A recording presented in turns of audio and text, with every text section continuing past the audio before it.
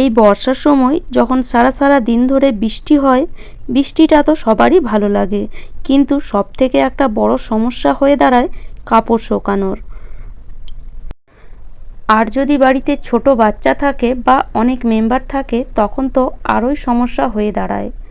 তো তখন আমরা কি করি, একসাথে কাপড়গুলো এইভাবে জড়ো করে রেখে দিই। আর যদি কাপড় না শুকিয়ে এইভাবে আমরা জড়ো করে রেখে দিই তাহলে এই বর্ষাকালে কাপড় থেকে একটা ব্যাড স্মেল আসতে লাগে। আর ঘরের ভিতরে তো সবার বাড়িতে জায়গাও থাকে না কাপড় শুকানোর জন্য। আর এই ধরনের স্ট্যান্ড যদি বাজার থেকে কেনা হয় এতেই বা কতগুলো কাপড় আসে। তো হ্যালো বন্ধুরা, কেমন আছো তোমরা? আশা করি ভালো আছো, আর আমিও ভালো আছি।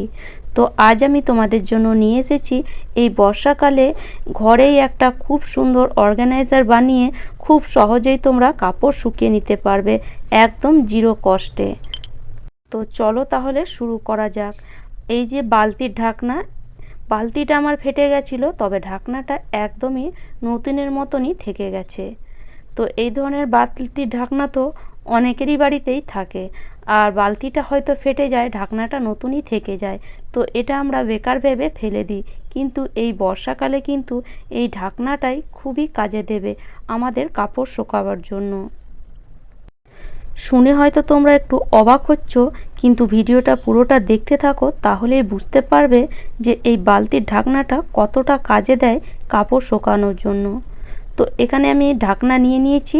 এবার আমি একটা পেন্সিল নিয়েছি, আর পেন্সিল দিয়ে এইভাবে ছোট্ট ছোট্ট দাগ করে দিচ্ছি।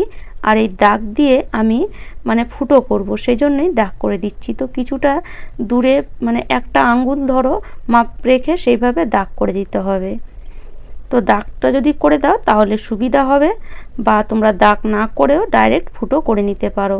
এখানে আমি একটা এরকম শিক নিয়েছি, যেটাকে আমি গরম করে নিয়েছি।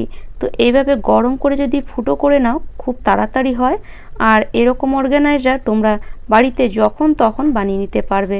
বর্ষাকালে বাইরে বেরোনোর মতনও আমাদের সময় হয় না, ধরো সারাদিন বৃষ্টি পড়ছে, তো বাইরে আমরা বেরোবোই বা কী করে। তো এরকম অর্গানাইজার কিন্তু বানালে বাইরে বেরোবার কোনো প্রয়োজনই পড়বে না। ঘরে থাকা জিনিস দিয়েই খুব সহজে এই ধরনের অর্গানাইজার বানিয়ে নিতে পারবে, যেটা কাপড় শুকাতে খুবই কিন্তু সাহায্য করবে। আর এর মধ্যে একটা দুটো নয়, তোমরা অনেক অনেক কাপড় শুকিয়ে নিতে পারবে। তো দেখো এখানে আমি ফুটো করে নিয়েছি।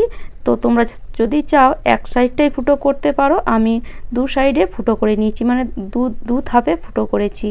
এবার এই যে মাঝখানটাতে ফুটো করে নেব। তো মাঝখানটা ফুটোটা একটু বড় করে করব, কারণ এখানে একটু বড় মোটা করে সুতলি দেব। এবার আমি এখানে নিয়ে নিয়েছি এই ধরনের দড়ি। এই ধরনের দড়ি বা যে কোনো তোমাদের কাছে একটু শক্ত দড়ি থাকবে সেটাই নিও। তো এই দড়িগুলো দেখো চট করে কিন্তু ছিঁড়বে না, সেই জন্যে আমি এই দড়িটা নিয়েছি।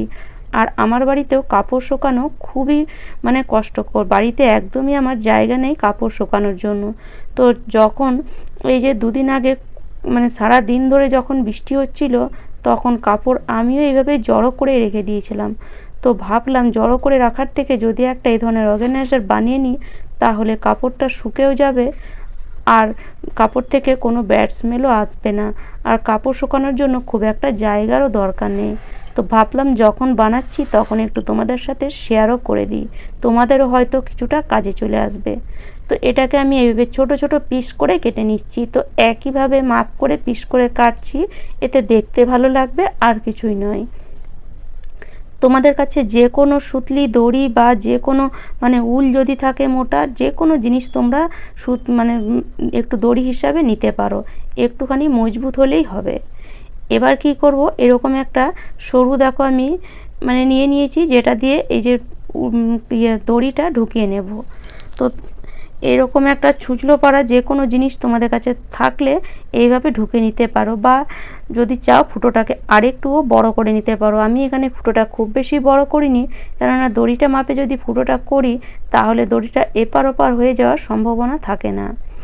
যখন আমরা কাপড় শুকাবো তখন তো জিনিসটা ভারী হয়ে যায়, তখন কি হয় দড়িটা হয়তো খুলে পড়ে যেতে পারে। তো এইভাবে যদি ফুটোটা একই মাপে করো তাহলে কিন্তু দড়িটা আর খুলে নিচে চলে আসবে না। এবার আমি ওপর থেকে একটা গিঁট দিয়ে দিলাম যাতে দড়িটা নিচের দিকে না আসে। তো একইভাবে আমি আবার সব দড়িগুলোই ঢুকিয়ে নেব। তো আমি কাছে থেকে তোমাদেরকে দেখিয়ে দিচ্ছি, দেখো এটাও ঢোকানো কিন্তু এমন কিছুই কঠিন নয়, আর এটা বানাতে আমার খুব বেশি সময় লাগেনি, মানে 15 থেকে 20 মিনিটের মধ্যেই আমি এটা বানিয়ে ফেলেছিলাম। আর এই বর্ষাকালে কাজ তো হয়ে যায়, খুব একটা ধরো কাজ থাকে না। তো এই ধরনের জিনিস যদি বানিয়ে নেওয়া হয় তাহলে কিন্তু সবাই চান করলেও কাপড়গুলো কিন্তু এক জায়গায় পড়ে থাকবে না। আমরা হয়তো বর্ষাকালে কাপড়টা কম কাচি, ভাবি যে শোকাবে না, কিন্তু চান তো সবাই আমরা করি। আর বাড়িতে যদি 4-5টা মেম্বার হয় তাহলে তো খুবই অসুবিধা হয়ে পড়ে ওই চানের কাপড়গুলো শোকানো। বা বাড়িতে যদি ছোট বাচ্চা থাকে তাহলে তো আরোই অসুবিধা হয়ে পড়ে, কেননা বাচ্চাদের কাপড় তো আমাদের শোকাতেই হবে। তো এই ধরনের যদি ব্রেকের মতন কিছু থাকে বা ব্রেক দিয়েও এইভাবে তোমরা এই দড়িটাকে ঢুকিয়ে নিতে পারবে। তো দেখো এইভাবে ওপর থেকে গিঁট মেরে দিলেই দড়িটা একদম মজবুত একটা তৈরি হয়ে গেল।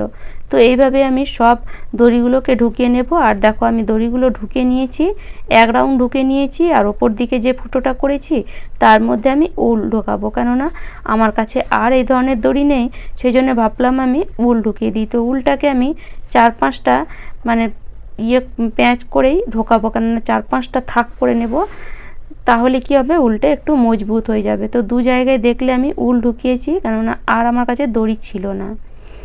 তো এই যে উলটা নিচ্ছি এটা একটু আমি বড় সাইজের করব, কেননা উপরে ছোট করেছি, নিচের থেকে একটু বড় করব, তাহলে কাপড়গুলো একটার সাথে একটা লেগে যাবে না। নিচের থেকে কাপড়গুলো ধরো নিচের দিকটা কিছুটা থাকবে, ওপর দিকে কিছুটা থাকবে, সেই হিসাবে আমি এই দড়িটা এখানে তৈরি করছি।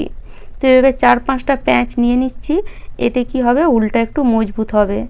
তোমাদের কাছে মানে যে কোনো মজবুত দড়ি, সুতো যাই থাকবে এইভাবে কিন্তু তৈরি করে নেবে। দেখো কত সহজে কত সুন্দর একটা জিনিস তৈরি হয়ে গেল। আর এটা দেখো দেখতেও কত সুন্দর লাগছে। ঘরে এক গাদা কাপড় শুকিয়ে যাবে, কেউ বুঝতেই পারবে না। মানে যে ঘরের যে কোনো কোণাতে এটাকে তোমরা টাঙিয়ে দিতে পারো, খুব সহজেই কিন্তু কাপড় শুকে যাবে। বেলকনিতেও যদি টাঙিয়ে দাও এক কোণায়, সেখানেও খুব সুন্দরভাবে কাপড় শুকে যাবে। এবার মাঝখানটাতে একটা মানে মজবুত দেখে দড়ি দিতে হবে, যেন শক্ত, যেন এটা ছিঁড়ে পড়ে না যায়। তো এটা কিন্তু ভেতর দিকে ঢোকাতে হবে, আর ভেতর দিক থেকে একটা গিঁট দিয়ে দিতে হবে। তো ভালো করে গিঁটটা দেবে যাতে খুলে মানে পড়ে না যায়। তো দেখো সুন্দর একটা অর্গানাইজার তৈরি হয়ে গেল। তো চলো এবার এটাকে আমরা মানে বেঁধে দিই যেখানে কাপড় শুকাবো। তো তার আগে কি করব, এই যে এই দড়িগুলো কিন্তু চট করে খুলে যেতে পারে, মানে এই দড়িগুলো তো লাইলনের, সেজন্য খুলে যাবে, সেজন্য আমি একটা করে গিঁট দিয়ে দিচ্ছি। তোমাদের কাছে যদি এই ধরনের দড়ি না থাকে, যে কোনো দড়ি থাকে, চাইলে গিঁট দিতে পারো বা এটাকে নাও দিতে পারো। তো দেখো এখানে আমি দৌড়েই টাঙিয়ে তোমাদেরকে দেখাচ্ছি। তো এখানে আলোটা একটু বেশি মানে পড়ছে, সেই জন্যই আমি তোমাদেরকে এখানে টাঙিয়ে দেখাচ্ছি। তোমরা যে কোনো মানে জায়গায় এটাকে টাঙিয়ে কাপড় শুকিয়ে নিতে পারো। আর দেখো এটা দেখতেও কত সুন্দর লাগছে। দেখছো নিচের দিকটা আমি একটু লম্বা দড়ি রেখেছি, নিচের দিকে কাপড় শুকাতে পারবো, আবার ওপর দিকেও ছোট দড়িটা ছোট রেখেছি, ওপর দিকেও পারবো। এবার এই যে ক্লিপগুলো নিয়ে নেব, আর এই ক্লিপের সাথে এই দড়িটা আর এই যে কাপড়টা এইভাবে আটকে দিতে হবে, আর কিছুই নয়। আর এইভাবে যদি আটকে দাও কাপড় খুব সুন্দর করে শুকে যাবে। বর্ষাকালে একটু একটু তো হাওয়া দেয়, আর এটাকে যদি বেলকুনিতে রেখে দাও তাহলে কাপড় শুকাতে খুব বেশি সময় লাগবে না। আর এর মধ্যে বড় বড়ই কাপড় চলে আসবে, ছোটোখাটো নয়, বেশ বড় বড় কাপড় চলে আসবে। আর আমার বাড়িতে কোনো ছোট বাচ্চাও নেই, তো দেখতেই পাচ্ছ আমি কিন্তু সব বড় বড় কাপড়ই এর মধ্যে শুকিয়ে দিচ্ছি।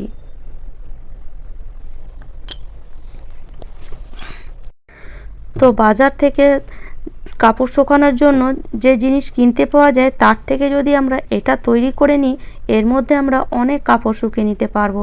আর বাজার থেকে যেটা কিনে আনবো সেটা রাখার জন্য আমাদের বাড়িতে জায়গাও দরকার। তো সব বাড়িতে সব সমান কিন্তু জায়গা থাকে না, আমার বাড়িতে তো একদমই নেই জায়গা। তো এইভাবে যদি একটা সুন্দর অর্গানাইজার বানিয়ে নেওয়া হয় তাহলে বাজার থেকে কিনে আনার কোনো প্রয়োজন পড়বে না। তো দেখতেই পাচ্ছ এই কাপড়গুলো আমি এইভাবে শুকিয়ে রেখেছি, তো এটা দেখতেও কতটা বাজে লাগছে। তো ভাবলাম যে এইটা বানিয়ে নিন, এতে কি হবে জায়গাটা ফাঁকা হবে, দেখতেও ভালো লাগবে। হঠাৎ করে যদি কেউ এই বৃষ্টিতেই বাড়িতে চলে আসে কত একটা দেখতে বাজে লাগে। তো সেই জন্য আমি এটা বানালাম। আর দেখো কত সুন্দর কত কাপড়ের মধ্যে শুকানো যাচ্ছে, আরও কিন্তু জায়গা আছে, তোমরা চাইলে এর মধ্যে আরও কাপড় শুকিয়ে নিতে পারবে। তো আশা করি আজকের টিপসটা তোমাদের কাজে আসবে। আর আমার টিপস যদি তোমাদের এতটুকুও ভালো লেগে থাকে তাহলে অবশ্যই লাইক করো, শেয়ার করো আর আমাকে কমেন্ট করে অবশ্যই জানিও। আর যারা আমার চ্যানেলে নতুন বন্ধু হয়েছো তারা প্লিজ প্লিজ চ্যানেলটিকে সাবস্ক্রাইব করে নিও। তাহলে চলো আজ এই পর্যন্ত। ভালো থেকো, সুস্থ থেকো, ধন্যবাদ।